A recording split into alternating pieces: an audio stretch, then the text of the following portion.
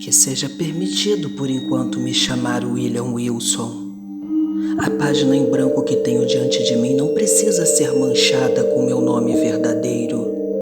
Esse nome que já foi objeto de desprezo, de horror, de abominação para minha família. Não terão os ventos indignados divulgado a incomparável infâmia dele até as mais remotas regiões da terra? Oh, o mais abandonado de todos os exilados não terá morrido para o mundo eternamente, para suas honras, para suas flores, para suas nobres aspirações, e não está para sempre suspensa entre sua esperança e o céu, uma nuvem espessa, sombria e sem limites? Não quereria mesmo que pudesse reunir as lembranças de meus últimos anos de indizível miséria e um imperdoável crime. Essa época, esses últimos anos, atingiu súbita elevação de torpeza cuja minha intenção atual é expor.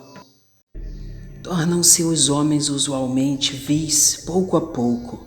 A virtude se desprendeu de mim como uma capa de uma perversidade relativamente trivial. Passei a passadas de gigante para enormidades maiores que as do imperador romano Heliogábalo. Que oportunidade, que acontecimento único trouxe essa maldição é o que eu peço permissão para narrar. A morte se aproxima e a sombra que a antecede lançou sobre meu espírito sua influência suave. Anseio ao atravessar o lodoso vale pela simpatia e a dizer pela compaixão de meus semelhantes. Gostaria que acreditassem que tenho sido, de algum modo, escravo de circunstâncias superiores ao controle humano. Desejaria que eles descobrissem entre os detalhes que estou a ponto de relatar algum pequeno oásis de fatalidade perdido em um deserto de erros. Gostaria que eles admitissem que, embora grandes tentações possam ter existido, nenhum homem, pelo menos, foi tentado antes e certamente jamais assim caiu. E será que por isso que ele jamais sofreu? Não teria eu, na verdade, vivido um sonho? E não estarei agora morrendo vítima de horror e do mistério da mais estranha de todas as visões entre a terra e a lua? Sou descendente de uma raça que se destacou em todos os tempos pelo seu temperamento imaginativo e facilmente excitável. E desde a mais tenra infância mostrei ter herdado o caráter da família.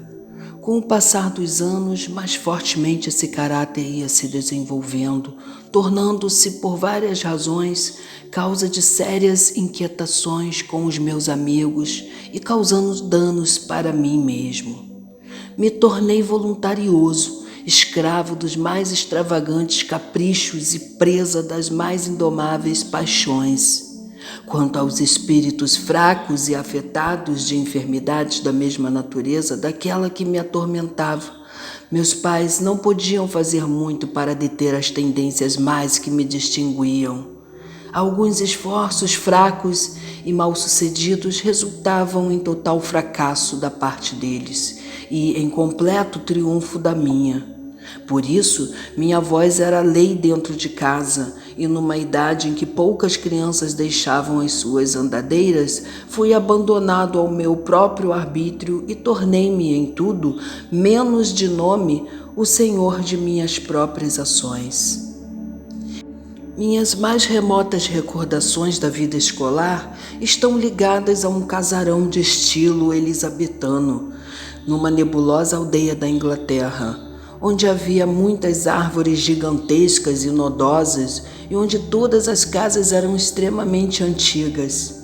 Na verdade, aquela venerável e antiga cidade era um lugar de sonho em que excitava a fantasia. Agora mesmo sinto o arrepio refrescante de suas avenidas intensamente sombreadas, respiro a fragrância de seus 1000 bosques e estremeço ainda com um indefinível prazer A lembrança do som oco e profundo do sino da igreja soando a cada hora, com súbito e soturno estrondo, a quietação da atmosfera sombria em que se embebia e adormecia o gótico campanário. Tenho tanto prazer nas lembranças minuciosas da escola e suas preocupações. Agora me encontro imerso na desgraça.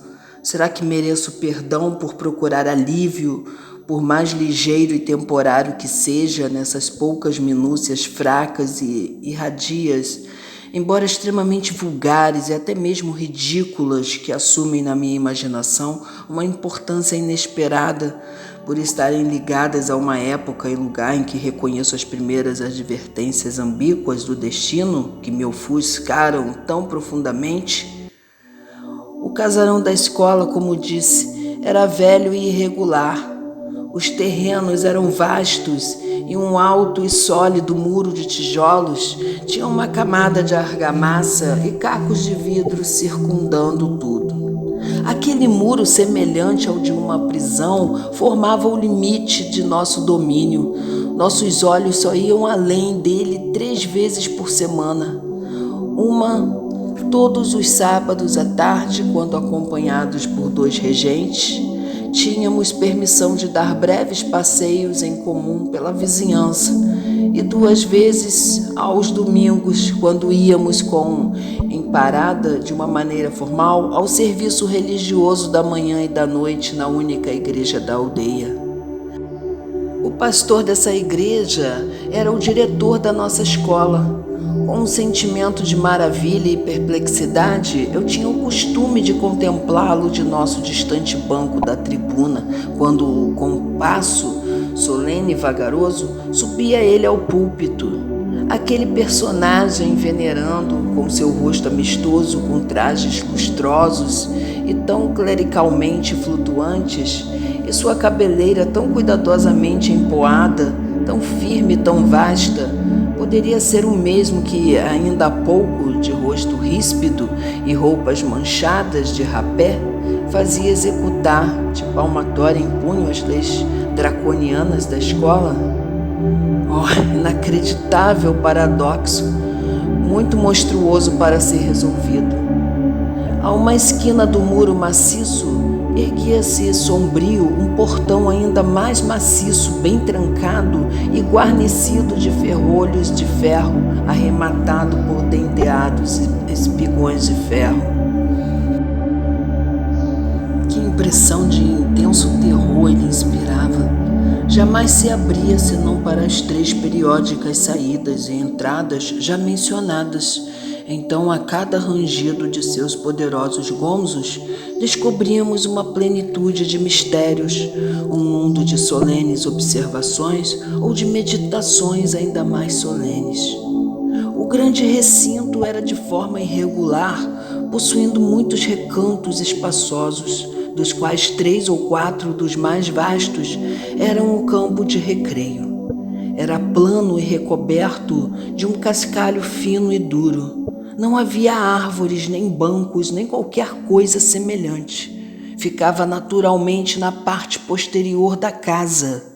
Na frente estendia-se um pequeno jardim, onde se via muitos arbustos, mas por entre aquela sagrada região só passávamos em raras ocasiões, tais como a da primeira ida à escola ou a da saída definitiva, ou talvez quando com um parente ou um amigo, tendo vindo buscar-nos, tomávamos o caminho da casa dos pais, ou nas férias do Natal ou do São João.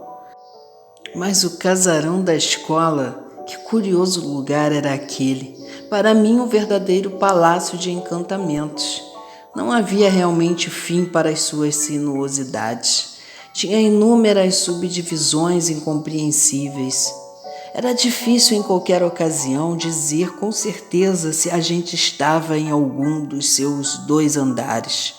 De uma sala para outra era certo encontrar 3 ou 4 degraus para subir ou descer.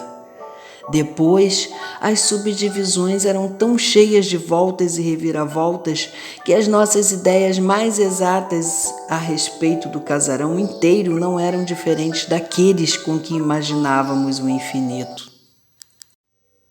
Durante os 5 anos de minha estada ali, nunca fui capaz de determinar com precisão em que remoto local estava situado o meu pequeno dormitório, bem como o de uns 18 ou 20 outros estudantes. A sala de aula era a mais vasta do mundo, não podia deixar de pensar nisso. Era muito comprida, estreita e sombriamente baixa, com janelas em ogivas e o forro de carvalho. A um canto distante, isso me inspirava terror. Havia um recinto quadrado de 2 a 3 metros, abrangendo um lugar sagrado. Durante as horas de estudo do nosso diretor, o referendo Dr. Bransby, era uma sólida construção de porta maciça e ao abri-la, na ausência do mestre da escola, teríamos todos preferido morrer, morte dolorosa por sentença legal. Em outros ângulos havia outros compartimentos idênticos, bem menos respeitados, é certo, mas mesmo assim motivadores de terror. Um era a cátedra do professor de letras clássicas e o outro é do professor de inglês e matemática. Espalhados pela sala, cruzando-se e entrecruzando-se numa irregularidade sem fim, viam-se inúmeros bancos e carteiras, velhos e gastos pelo tempo, horrivelmente sobrecarregados de montes de livros, manchados de tão retalhados de iniciais, de nomes por extenso, de grotescas figuras e numerosas atividades que haviam perdido inteiramente a forma original. Um enorme pote de água erguia-se a uma extremidade da sala e na outra um relógio de grandiosas dimensões. Encerrado entre as maciças paredes daquela venerável escola, passei sem desgosto ou tédio os anos do 3º quinquênio de minha vida. O cérebro fecundo da infância não exige um mundo exterior de incidentes para com ele ocupar-se ou divertir-se, e a monotonia aparentemente triste de uma escola estava repleta da mais intensa exaltação, a qual minha mocidade mais madura colheu da luxúria ou minha plena maturidade do crime. Acredito que meu primeiro desenvolvimento mental tivesse tido muito de extraordinário e mesmo muito de exagerado. Em geral, os acontecimentos da primeira infância raramente deixam uma impressão definida sobre os homens na idade madura. Tudo são recordações apagadas e imprecisas, indistinto amontoado de fracos prazeres e de fantasmagóricos pesares. Comigo não aconteceu assim. Devo ter na infância sentido, com a energia de um homem, o que agora encontro estampado na memória em linhas tão vivas, tão profundas, tão duradouras, como os exergos das medalhas cartaginesas. Na realidade, o senso comum acredita que pouco havia para se recordar. O despertar pela manhã, as ordens à noite para dormir, o estudo e recitação das lições, os periódicos, poucos feriados e passeios, o campo de recreio com seu barulho, com seus jogos, suas intrigas, tudo isso graças a uma fantasia mental há muito esquecida, era de molde a envolver uma imensidade de sensações, um mundo de vastos acontecimentos, um universo de emoções variadas, de excitação, o mais apaixonado e impressionante. Oh, que época boa aquela do século de ferro! Na verdade, o ardor, o entusiasmo, a imperiosidade de minha natureza depressa me deram um caráter diferenciado entre meus colegas e pouco a pouco, por gradações naturais, deram-me um ascendente sobre todos os que não eram muito mais velhos do que eu, sobre todos, com uma única exceção. Essa exceção encontrava-se na pessoa de um aluno que, embora não fosse da minha família, possuía o mesmo nome de batismo e o mesmo sobrenome que eu. Circunstância de fato, pouco digna de nota, pois apesar de uma nobre linhagem, o meu era um desses nomes cotidianos que parecem, por direito obrigatório, ter sido, desde tempos antigos, propriedade comum da multidão. Nesta narrativa designei-me, portanto, como William Wilson, título de ficção, não muito diferente do verdadeiro. Só que meu homônimo, de todos os que na fraseologia da escola constituíam nossa turma, atreveu-se a competir comigo nos estudos, nos esportes e jogos do recreio, recusava todas as minhas afirmativas e não era submisso à minha vontade, e intrometia nos meus ditames arbitrários em todos os casos possíveis. Se há na terra um despotismo supremo e absoluto, é o despotismo de um poderoso cérebro juvenil sobre os espíritos menos enérgicos de seus companheiros. A rebeldia de Wilson era para mim fonte do maior embaraço. Apesar das bravatas travadas com ele em público, eu fazia questão de tratá-lo bem, mas no íntimo sentia medo dele e não podia deixar de considerar a igualdade que ele mantinha tão facilmente comigo como uma prova de sua verdadeira superioridade, desde que me custava uma perpétua luta não ser sobrepujado. Apesar de que essa superioridade ou igualdade não era na verdade conhecida de ninguém, senão de mim mesmo, nossos companheiros, graças talvez a alguma cegueira inexplicável, nem mesmo pareciam suspeitar disso. Na verdade, sua competição, sua resistência e, especialmente, sua obstinada interferência em meus propósitos não se manifestava exteriormente. Ele parecia ser destituído também da ambição que excita e da apaixonada energia de espírito que me capacitava a superar. Talvez em sua rivalidade ele atuava somente pelo desejo estranho de contradizer-me, espantar-me, modificar-me, embora em certas situações eu não podia deixar de observar com irritação que ele misturava as suas injúrias, seus insultos e suas contradições, certa afetividade de maneiras muito imprópria e desagradável. Só podia imaginar que essa singular conduta vinha de uma presunção consumada que assumia os aspectos vulgares de patrocínio e proteção. Talvez tivesse sido este o último traço do procedimento de Wilson, conjugado com a nossa identidade de nome e pelo simples acaso de termos entrado na escola no mesmo dia, que ocorreu a ideia de que éramos irmãos entre as classes mais velhas do colégio, pois estas não indagavam usualmente com bastante precisão dos negócios das classes inferiores.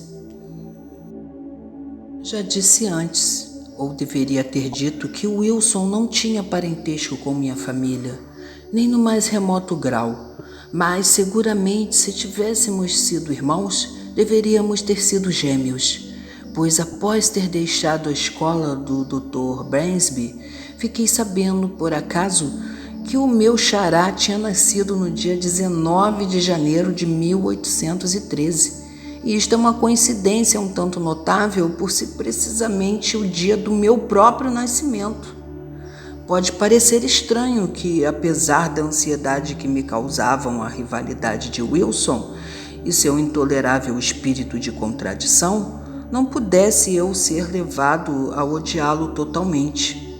Tínhamos, na verdade, uma briga quase todos os dias, na qual, concedendo-me publicamente a palma da vitória, ele, de certo modo, me obrigava a sentir que não fora eu quem a merecera, mas um senso de orgulho de minha parte e a dignidade da dele conservavam-nos sempre no que chamávamos relações de cortesia. Ao mesmo tempo que havia muitos pontos comuns em nosso caráter, agindo para despertar em mim um sentimento que talvez somente nossa posição impedisse de amadurecer em amizade. É difícil descrever meus sentimentos para com ele. Formavam uma mistura complexa e heterogênea, certa animosidade arrogante que não era ódio, alguma estima, ainda mais respeito, muito temor e um mundo de intrigante curiosidade. Para um moralista, será necessário dizer que Wilson e eu éramos inseparáveis companheiros.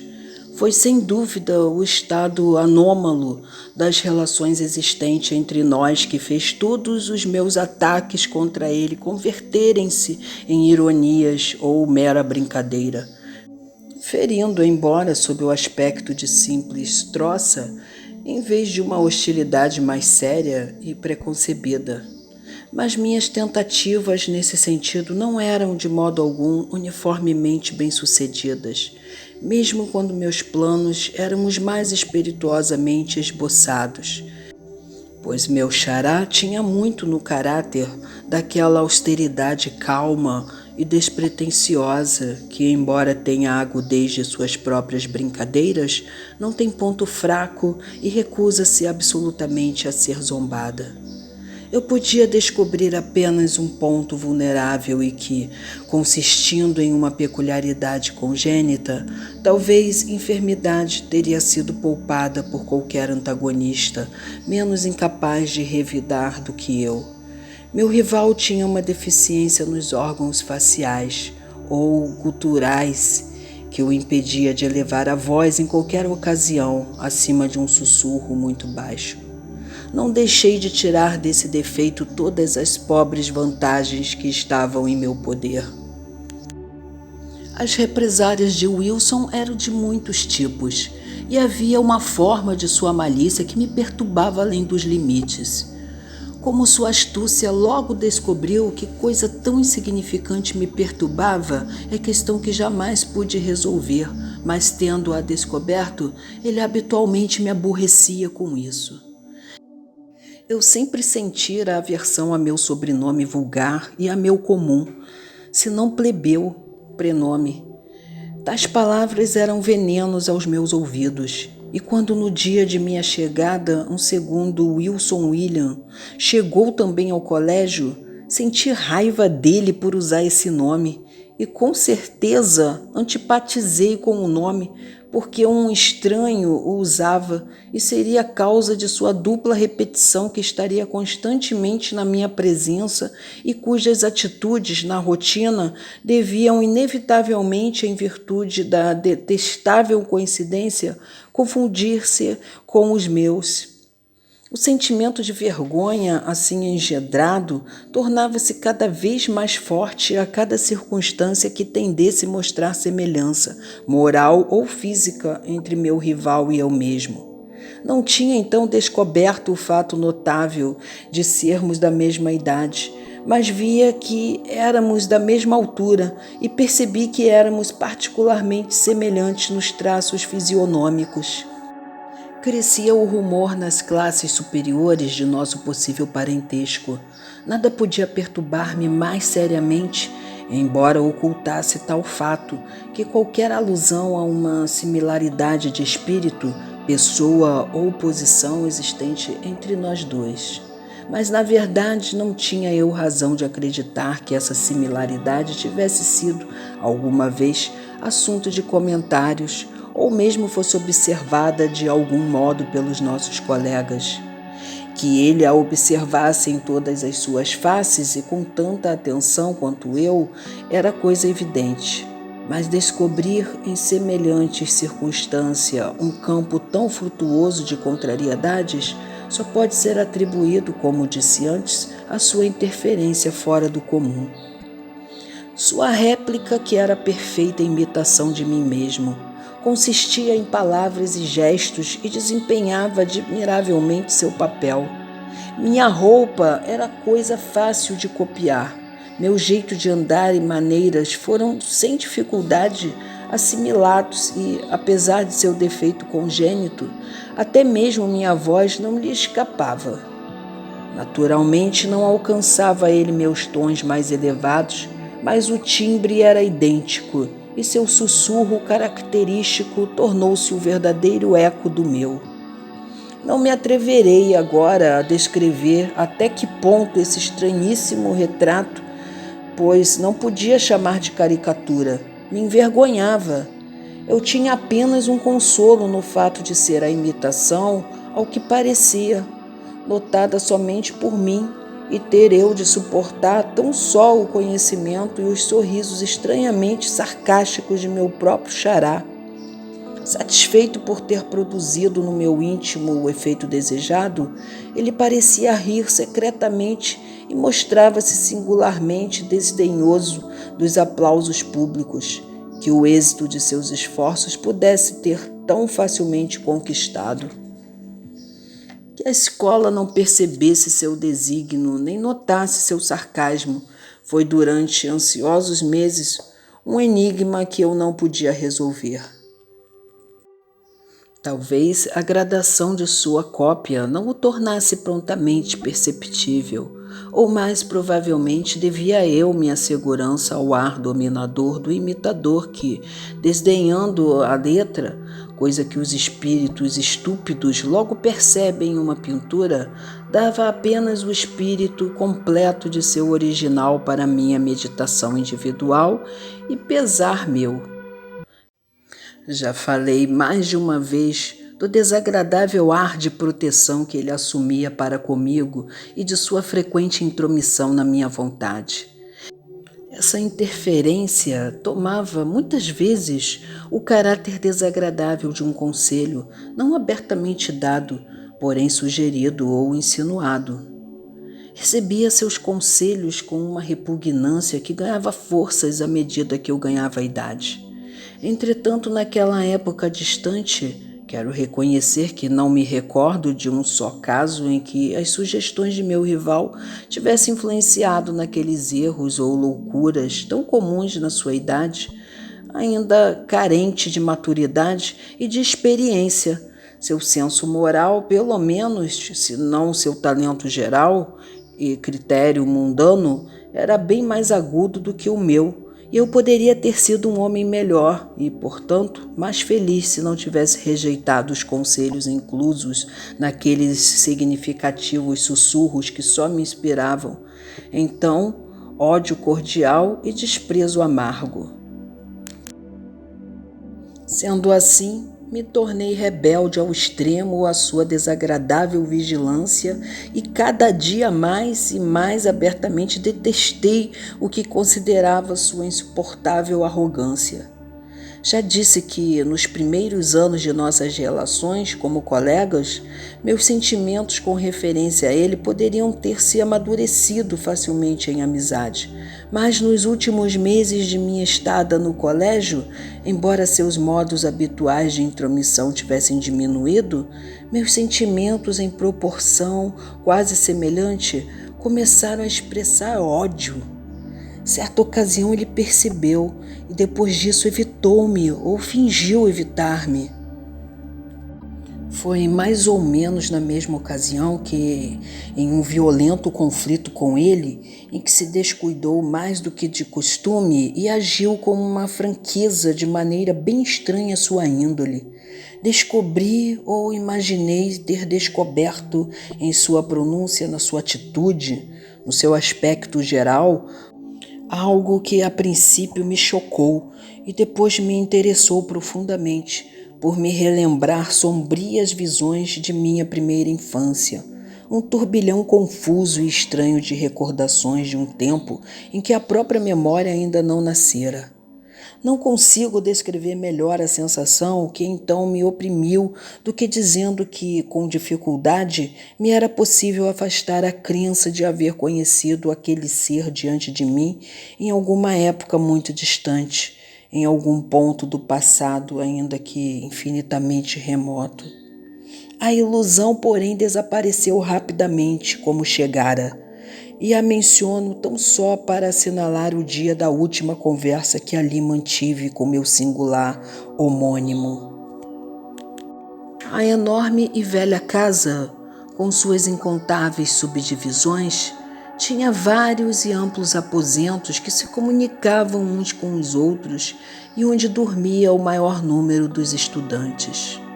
Havia também muitos recantos ou recessos, as pequenas sobras da estrutura, e deles a habilidade econômica do Dr. Bransby havia feito também dormitórios. Como não passavam de simples gabinetes, apenas eram capazes de acomodar uma só pessoa. Um desses pequenos apartamentos era ocupado por Wilson. Uma noite, depois do encerramento de meu 5º ano na escola e imediatamente após o conflito acima mencionado, verificando que todos estavam dormindo, levantei-me da cama e, de lâmpada na mão, caminhei através de uma imensidade de estreitos corredores do meu quarto para o de meu rival. Longamente planejara uma dessas peças de mau gosto à custa dele, em que até então eu tão constantemente falhara. Era minha intenção colocar o plano em prática e resolvi fazê-lo sentir toda a malícia de que eu estava incutido. Entrei silenciosamente no seu pequeno quarto, deixando a lâmpada do lado de fora. Dei um passo e ouvi o som de sua respiração tranquila. Certo de que ele estava dormindo, voltei, apanhei a lâmpada e com ela me aproximei da cama. As cortinas estavam fechadas.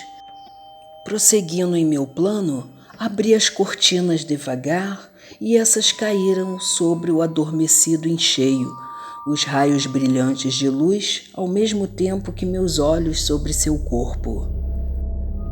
Olhei e um calafrio, uma sensação congelante no mesmo momento me atravessou o corpo.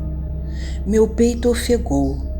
Meus joelhos tremeram, todo o meu espírito se tornou presa de um horror intolerável. Arquejando, baixei a lâmpada até quase encostá-la no seu rosto. Eram aquelas as feições de William Wilson. Vi de fato que eram as dele, mas tremi como em um acesso de febre, imaginando que não eram. Que havia em torno delas para me perturbarem desse modo? Contemplei enquanto minha mente girava com um turbilhão de pensamentos incoerentes. Não era assim que ele aparecia. Certamente não era assim na vivacidade de suas horas despertas. O mesmo nome, os mesmos traços pessoais, o mesmo dia de chegada ao colégio e depois sua obstinada e incompreensível imitação de meu andar, de minha voz, de meus costumes, de meus gestos. Estaria dentro dos limites da possibilidade humana que o que eu então via fosse simplesmente o resultado da prática habitual dessa imitação sarcástica? Apavorado com um tremor crescente, apaguei a lâmpada.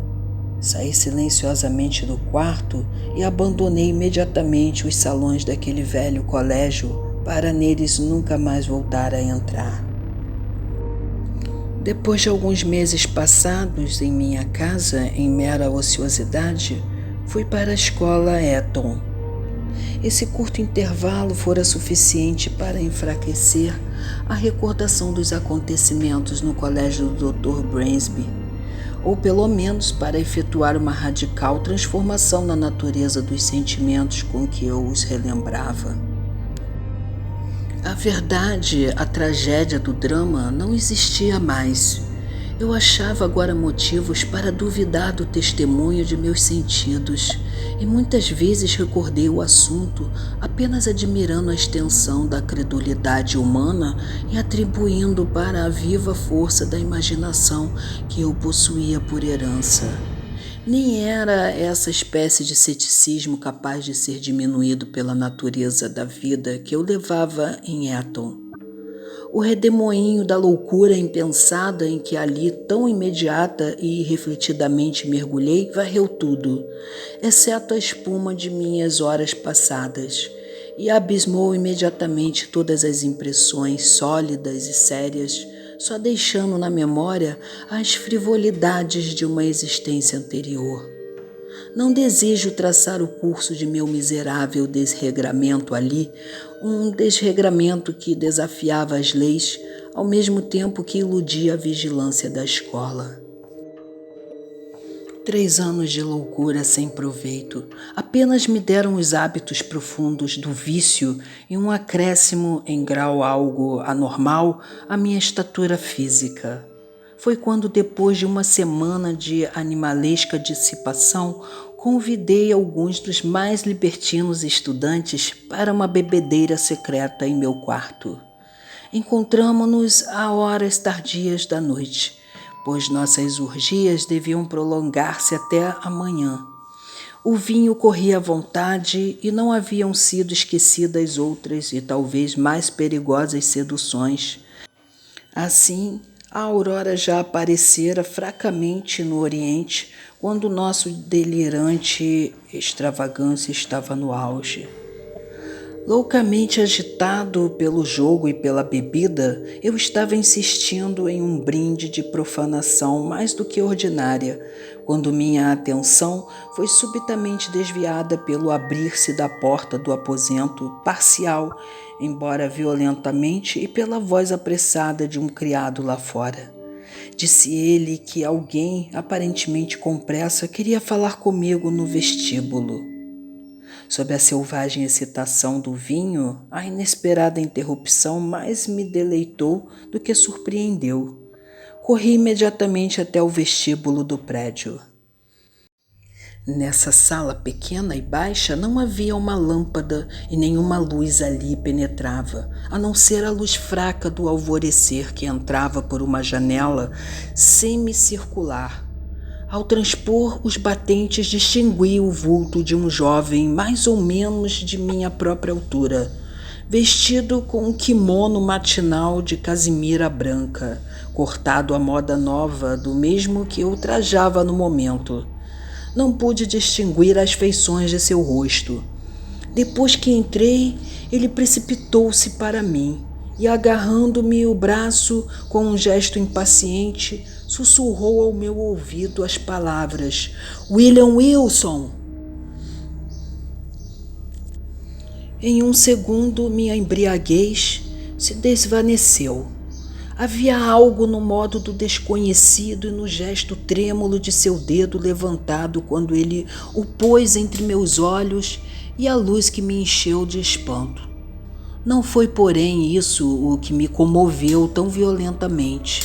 Foi a concentração de solene advertência na pronúncia singular e baixa, e, acima de tudo, foram o caráter, o tom, a chave daquelas poucas palavras simples e familiares, embora sussurradas, que vieram com inúmeras recordações do passado e me agitaram a alma como o choque de uma bateria elétrica.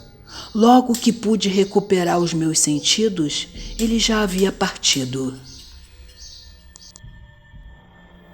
Embora esse acontecimento não deixasse de ter um vivo efeito sobre minha imaginação confusa, foi ele, contudo, tão fugaz quanto vivo. Durante algumas semanas eu me entreguei a extenuadas pesquisas ou me envolvi numa nuvem de mórbidas investigações. Não pretendi disfarçar em minha percepção a identidade do singular indivíduo que tão perseverantemente interferia em meus assuntos e me perseguia com seus conselhos insinuados. Mas quem era esse Wilson? E de onde vinha ele? E quais eram suas intenções? Não pude obter resposta a qualquer dessas questões, verificando simplesmente em relação a ele que um súbito acidente em sua família provocara sua saída do colégio do Bransby na tarde do dia em que eu fugira de lá. Mas em breve deixei de pensar sobre o caso, estando com a atenção completamente absorvida com a ida para Oxford. Ali logo cheguei, pois meus pais me forneciam uma fabulosa pensão anual que me permitia a entregar-me ao luxo já tão caro a meu coração, rivalizando em profusão de despesas com os mais elevados herdeiros dos mais ricos condados da Grã-Bretanha. Deslumbrado ao vício por tais recursos, meu temperamento irrompeu com redobrado ardor e espezinhei mesmo as comuns restrições da decência na louca paixão de minhas orgias. Seria absurdo narrar em pormenores as minhas extravagâncias. Bastará dizer que, em dissipações, ultrapassei Herodes e que, dando nome a um turbilhão de novas loucuras, acrescentei um apêndice nada curto ao longo catálogo dos vícios então habituais na mais dissoluta universidade da Europa. É difícil de acreditar que eu tivesse mesmo ali caído tão completamente da posição de nobreza a ponto de procurar conhecer as artes mais vis dos jogadores profissionais, tornando-me adepto dessa desprezível ciência, a ponto de praticá-la frequentemente como um meio de aumentar minha já enorme renda à custa de meus colegas fracos de espírito. Aconteceu, infelizmente, e a própria enormidade desse atentado contra todos os sentimentos viris e corretos evidenciava, fora de dúvida, a principal, senão a única, razão de ser ele cometido.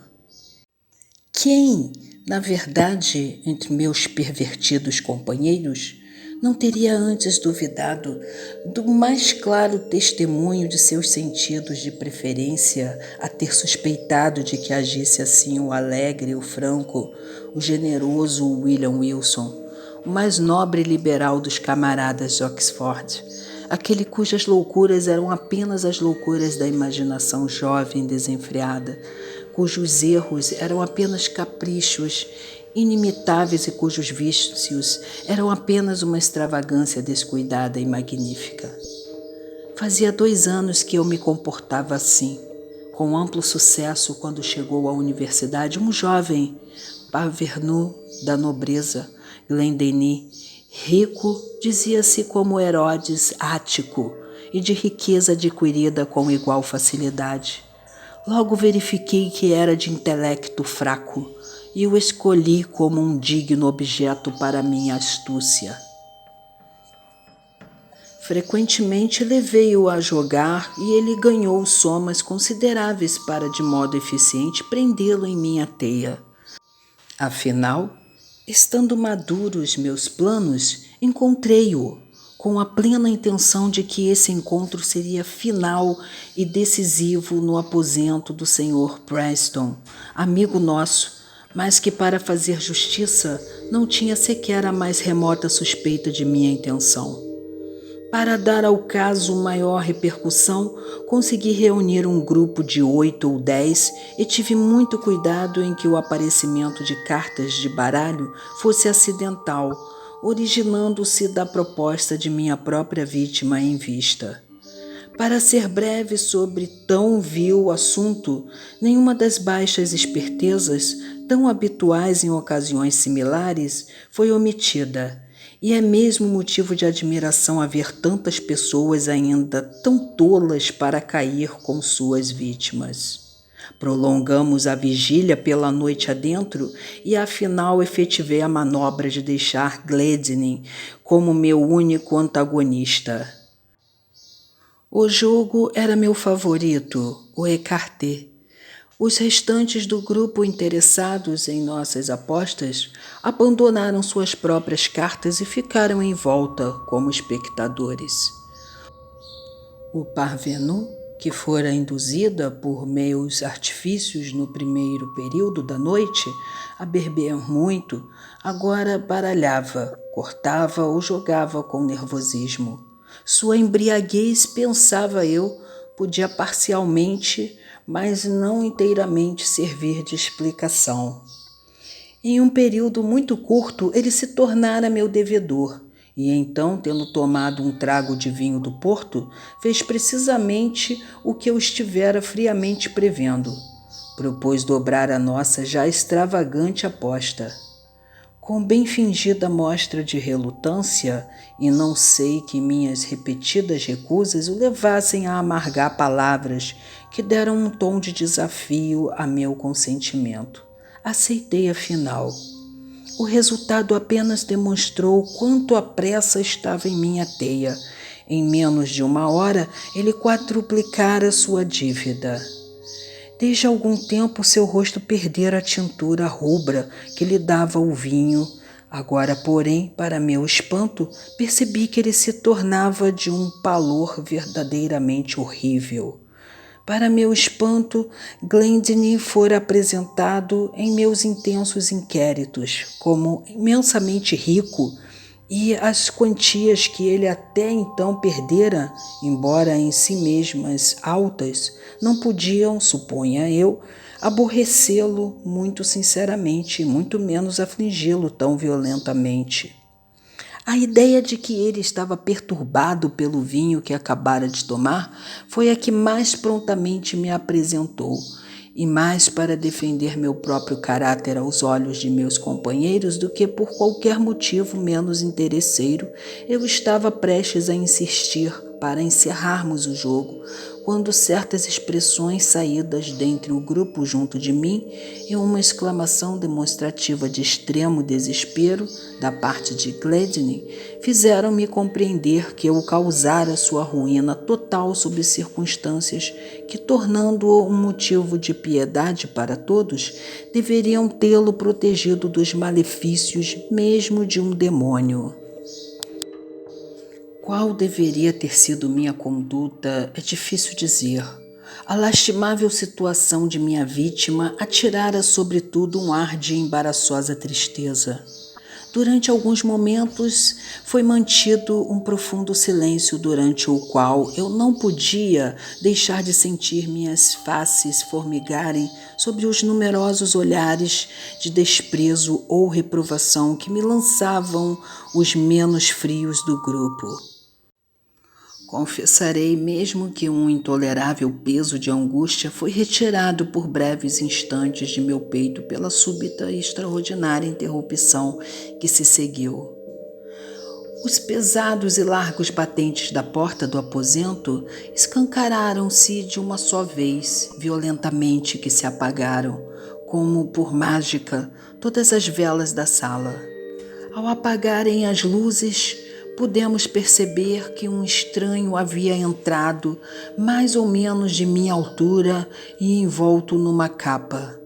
A escuridão, porém, não era total e podíamos apenas sentir que ele estava entre nós. Antes que qualquer de nós pudesse refazer-se do susto, ouvimos a voz do intruso. "Cavalheiros!" disse ele num sussurro baixo, distinto e inesquecível, que me fez estremecer até a medula dos ossos. "Cavalheiros, peço desculpas pelo meu modo de proceder. Estou cumprindo um dever. Vocês não estão informados do verdadeiro caráter da pessoa que esta noite ganhou no Ecarter uma soma enorme do Lord Glendinning. Vou propor a vocês um plano decisivo para essa informação, verdadeiramente necessária. Tenha a bondade de examinar à vontade o forro do punho de sua manga esquerda e os vários pacotinhos que podem ser encontrados nos bolsos um tanto vastos de seu roupão bordado." Enquanto ele falava, tão profundo era o silêncio que se poderia ouvir um alfinete cair no chão. Ao terminar, partiu sem demora e tão violentamente como havia entrado. Poderei descrever as minhas sensações? Devo dizer que senti todos os horrores possíveis? Eu tinha pouco tempo para refletir. Muitas mãos me agarraram brutalmente no mesmo instante e reacenderam-se logo em seguida as luzes. Seguiu-se uma busca. No forro de minha manga foram encontradas todas as figuras essenciais do Ecarter, e nos bolsos do meu roupão certo número de baralhos exatamente iguais aos que utilizávamos em nossas reuniões, com a única exceção de que os meus eram da espécie chamada, tecnicamente, a redondez, sendo as cartas de figuras levemente convexas nas pontas e as cartas comuns levemente convexas nos lados. Com esta disposição, o ingênuo que corta ao comprido do baralho invariavelmente é levado a cortar, dando figura a seu parceiro, ao passo que o jogador profissional, cortando na largura, com toda a certeza, nada cortará para sua vítima que possa servir de vantagem no desenrolar do jogo. Uma explosão de indignação teria perturbado menos do que o silêncio de desprezo ou a calma sarcástica com que a descoberta foi recebida. "Senhor Wilson", disse o dono da casa, abaixando-se para apanhar uma capa luxuosa de peles raras. "Senhor Wilson, isto lhe pertence. O tempo estava frio e, ao deixar meu próprio quarto, colocar uma capa sobre meu roupão, desfazendo-me dela ao chegar ao teatro do jogo. Presumo que seja desnecessário." E olhou as dobras da capa com um sorriso ácido. "Procurar aqui qualquer outra prova. O senhor reconhecerá a necessidade, assim espero, de abandonar Oxford e de qualquer modo de abandonar minha casa."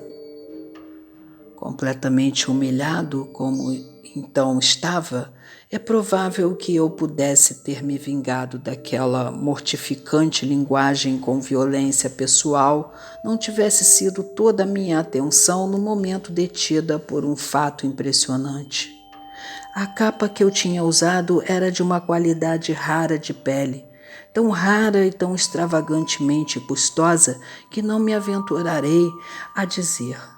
Seu corte também era de minha própria e fantástica invenção, pois eu era, em questões dessa frívola natureza, exigente até o grau mais absurdo. Quando, portanto, o Sr. Preston entregou-me aquilo que apanhara do chão, perto dos batentes da porta do aposento, foi com um espanto quase aterrorizante que percebi minha própria capa pendente já de meu braço, onde, sem dúvida, a tinha colocado inadvertidamente, e da qual a outra que me apresentavam era apenas a exata reprodução, em todos e até mesmo nos mínimos particulares possíveis. O singular indivíduo que tão desastrosamente me havia comprometido estivera envolvido. Lembrava-me em uma capa, e nenhuma fora usada absolutamente por qualquer dos membros de nosso grupo, com exceção de mim mesmo. Conservando alguma presença de espírito, tomei a capa que me foi oferecida por Preston. Coloquei-a, sem que o percebessem, por cima de minha própria capa. Deixei o aposento e, na manhã seguinte, antes mesmo de raiar do dia, iniciei precipitada viagem de Oxford para o continente, num estado de perfeita angústia, de terror e de vergonha. Fugi em vão. Minha má sorte me acompanhou como se em um triunfo e mostrou realmente que a ação de seu misterioso domínio tinha começado. Mal tinha eu posto o pé em Paris, já tinha prova evidente do detestável interesse tomado por aquele Wilson a meu respeito. Anos passavam sem que eu experimentasse alívio algum. Em Roma, com que inoportuna, embora espectral solicitude, se intrometeu ele entre mim e minha ambição. Em Viena, também em Berlim e em Moscou, onde, na verdade, não tinha eu um motivo de amaldiçoá-lo do fundo do coração. Da sua impetrável tirania eu fugia tomado de pânico como de uma peste, e até os confins da terra fugia em vão. E sempre em secreta comunhão com meu próprio espírito, perguntava eu: quem é ele?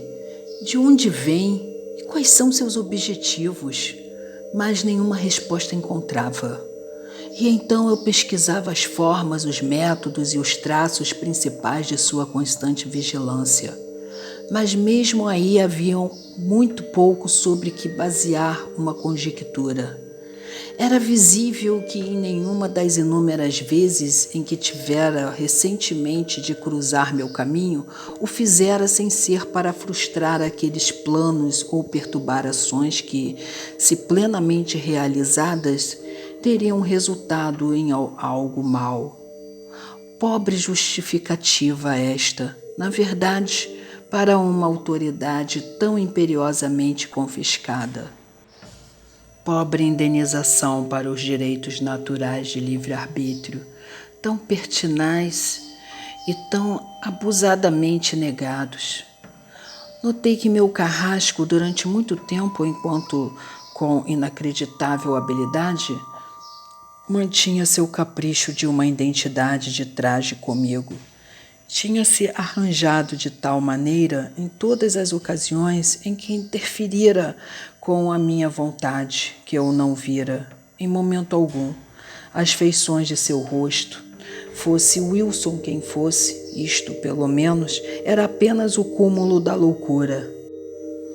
Podia ele, por um instante, ter suposto que no meu admoestador de Eton, no destruidor de minha honra em Oxford, naquele que frustrou minha ambição em Roma, minha vingança em Paris, meu apaixonado amor em Nápoles, ou aquilo que ele falsamente denominou de minha avareza no Egito, que naquele meu inimigo e diabólico gênio eu deixaria de reconhecer o William Wilson da época de colégio, o homônimo, o companheiro, o rival, o detestado e temido rival do colégio de Dr. Bransby? Impossível. Vou descrever a culminante cena do drama. Até então, eu sucumbira passivamente àquele imperioso domínio. O sentimento de temor com que frequentemente encarava o caráter elevado, a sabedoria, a aparente onipresença e onipotência de Wilson, acrescentado mesmo a uma sensação de terror que certos outros traços de seu temperamento e de sua insolência me inspiravam, tinham conseguido até então imprimir em mim uma ideia de minha fraqueza e desamparo e sugerir uma submissão implícita, embora relutante, à sua vontade arbitrária. Mas nos últimos dias entregara-me inteiramente ao vinho e sua inevitável influência sobre meu temperamento hereditário tornou-se cada vez mais insubmisso ao controle. Comecei a murmurar, a hesitar, a resistir. E seria apenas a imaginação que me induzia a acreditar que, com o aumento de minha própria firmeza, a do meu carrasco sofria uma diminuição proporcional? Comecei então a sentir o alento de uma esperança e, por fim, nutri em uma resolução desesperada de que não me submeteria por mais tempo à escravidão. Foi em Roma, durante o Carnaval de 18, eu estava em um baile de máscaras no palácio do napolitano Duque de Broglio. Eu me entregara mais livremente do que de costume aos excessos do vinho, e agora a sufocante atmosfera das salas lotadas de gente irritava-me insuportavelmente. A dificuldade também em abrir caminho através dos grupos contribuía para exasperar-me o gênio, pois eu estava procurando a jovem, a alegre, a bela mulher do velho e caduco de Broglio. Com uma confiança inescrupulosa, ela havia me revelado o segredo da fantasia com quem estaria trajada, e agora, tendo-a vislumbrado, apressava-me em abrir caminho até ela. Neste momento, senti uma mão pousar levemente sobre meu ombro e ouvi aquele inesquecível sussurro. Num lampejo de cólera, voltei-me imediatamente para aquele que me interrompera e agarrei-o pelo pescoço. Trajava ele, como eu havia esperado, uma roupa inteiramente igual à minha. Vestia uma capa espanhola de veludo azul, apertada em torno da cintura por um cinturão escarlate que sustentava um florete. Uma máscara de seda preta encobria-lhe inteiramente o rosto. Canalha! Disse eu numa voz rouca de raiva, ao passo que cada sílaba que eu pronunciava parecia alimentar cada vez mais a minha fúria. Canalha! Impostor, maldito, vilão! Não mais você me perseguirá. Siga-me, ou eu o atravessarei aqui mesmo com este florete. E rompi caminho para fora da sala de baile, até uma pequena antecâmara ao lado, arrastando-o comigo. Depois de entrar, atirei-o furiosamente para longe. Ele bateu de encontro à parede enquanto eu fechava a porta e lhe ordenava que puxasse a arma. Ele hesitou, mas apenas um instante. Depois, com leve suspiro, puxou-a em silêncio e pôs-se em guarda. A luta foi breve. Eu estava alucinado e, na excitação selvagem, sentia no meu braço a energia e a potência de uma multidão. Em poucos segundos, obriguei-o, só pela força, a encostar-se na parede e assim enfiei minha espada, com bruta ferocidade e repetidamente no seu peito. Naquele instante, alguém tentou abrir a porta. Apressei-me em evitar uma intromissão e voltei imediatamente para meu antagonista moribundo. Mas que língua humana pode adequadamente retratar aquele horror que de mim se apossou diante do espetáculo que então se apresentou à minha vista? Curto instante em que desviei meus olhos tinha sido suficiente para produzir, ao que parecia, uma mudança positiva na disposição na parte mais alta ou mais distante do quarto.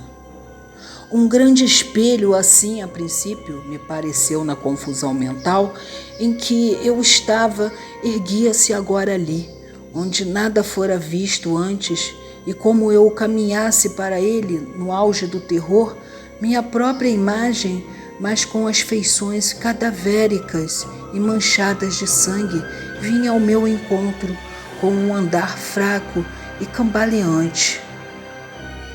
Era meu adversário, era Wilson que então se erguia diante de mim, nos estertores de sua agonia. Sua máscara e sua capa jaziam ali no chão.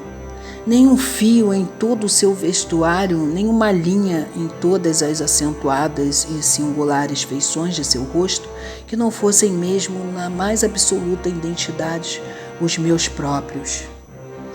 Era Wilson, mas ele falava, não mais num sussurro, e eu podia imaginar que era eu próprio quem estava falando enquanto ele dizia: "Você venceu e eu me rendo.